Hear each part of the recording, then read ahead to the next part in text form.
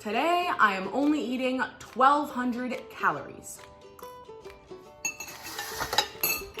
I am only eating 1,200 calories. No, only 1,200 calories. I guess one bite won't hurt.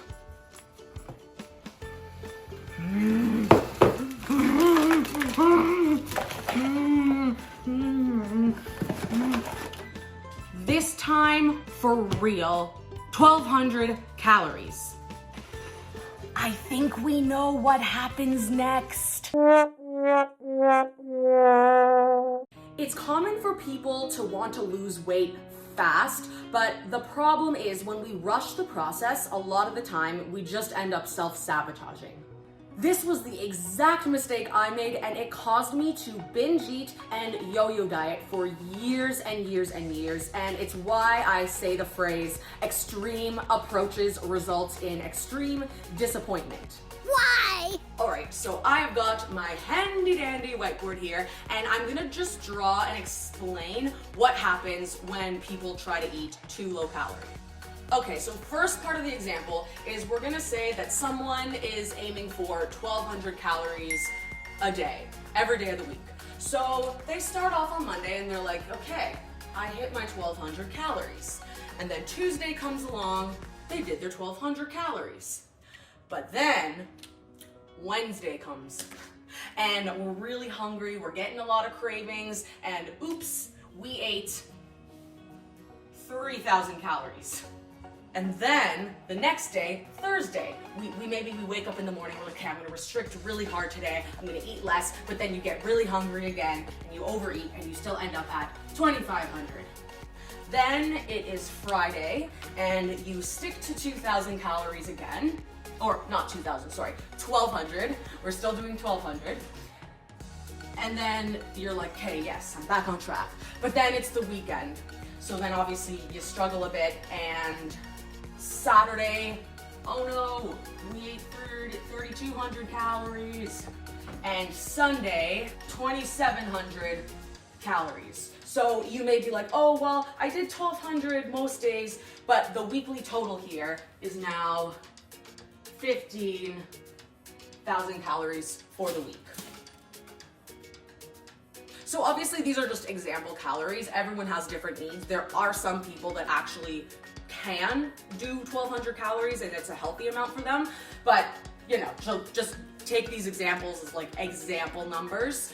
So now let's say though, the person trying to stick to 1,200 calories, we changed our mind. We're like, okay, let's try to stick to 1,700 calories instead. So we start on Monday and we're like, okay, 1,700 calories. Success, yay, we didn't overeat. And then Tuesday, we're feeling good. Wednesday, we're feeling good, we're not overeating. Thursday, we're feeling good, same thing, success. We're doing 1,700 again. So we're going through the week, we're feeling full, we're feeling energized, we're not having cravings, it's just everything's going smoothly. So by the time the week ends, our weekly grand total is 11,900 calories.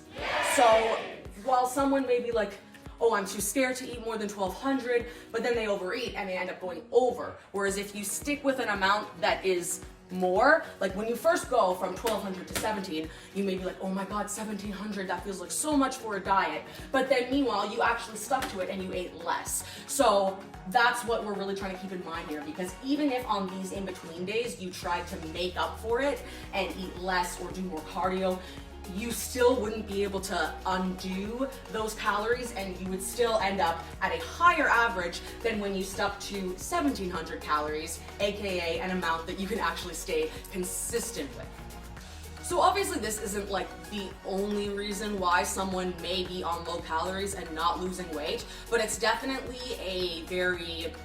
a common reason, and it's one that I've seen with myself and with a lot of clients. Of course, there can be other issues where someone's eating low calorie and not losing weight, and it can be like hormones or metabolic adaptation.